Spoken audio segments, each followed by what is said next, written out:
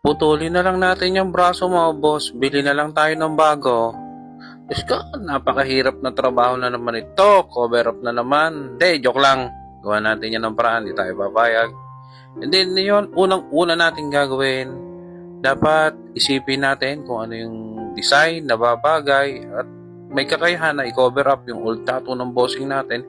Then, saktong-sakto naman na gustuhan ng bossing natin is koi fish design at malaki yung chance nito na maka-cover up talaga kasi hindi lahat ng design is applicable na maka-cover. Lalong-lalo na yung mga tipo ng mga design na Polynesian, mga tribal. Naku, Diyos ko, mahihirapan talaga tayo nun kung ayun yung gamit nating pyesa.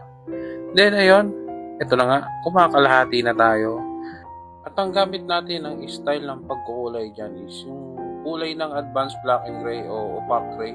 Ano ba tawag doon? Yan, basta gray. And then, take note lang mga boss, mga madam, sa mga balak. May balak na magpa-cover up dyan. Mga boss, mga madam, ibigay nyo lang ng buo dun sa artist na napili nyo, ang tiwala nyo. Kasi sila yung nakakaalam niyan. Sila yung magsasabi kung anong dapat gawin, kung kaya pa i-cover, at sa mga possible design na po pwedeng gawin. So, yun, importante talaga yung artist nyo mag-decide niya. Kasi, hindi talaga biro ako mag-cover up ng tattoo. Iilang artist lang din talaga yung nakakapag-cover up ng maayos.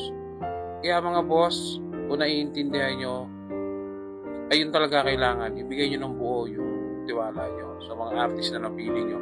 Kasi hindi naman kayo lalapit sa kanila o hindi nyo naman sila lalapitan kung hindi nyo nagustuhan yung gawa nila.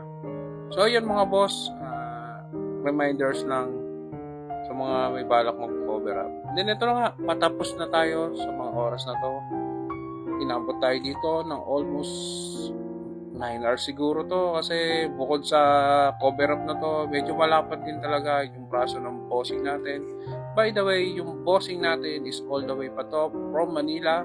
Maraming salamat po sa tiwala sa mga gustong mag-inquire. Message lang kayo. Maraming salamat. Ingat po tayong lahat. God bless you all.